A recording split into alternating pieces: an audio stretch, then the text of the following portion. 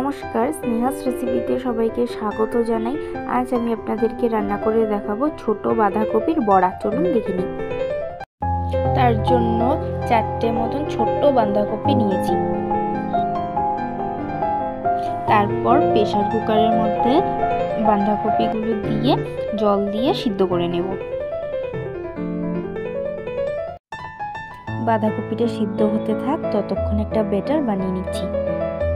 1 cup বেসনের মধ্যে হলুদ গুঁড়ো, লবণ আর মরিচের গুঁড়ো দিয়ে মেখে নেব। তারপর জল দিয়ে আবার মেখে নেব।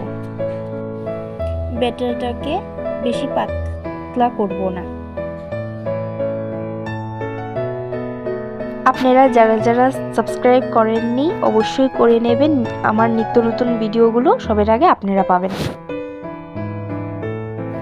এদিকে বাঁধাকপিগুলো সিদ্ধ হয়ে গেছে, আমি এভাবে লম্বা লম্বা করে কেটে নিচ্ছি।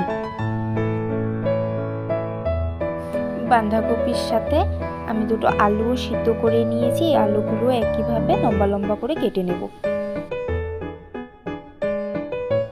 আলু আর বাঁধাকপিগুলোকে হলুদ লবণ দিয়ে মাখিয়ে রাখবো।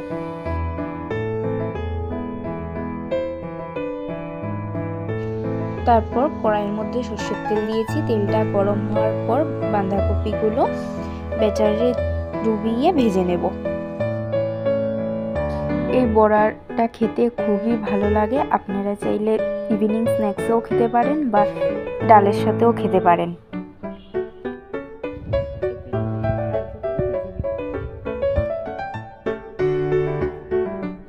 বড়াগুলো ভাজা হয়ে গেছে, এক এক করে নামিয়ে নেব।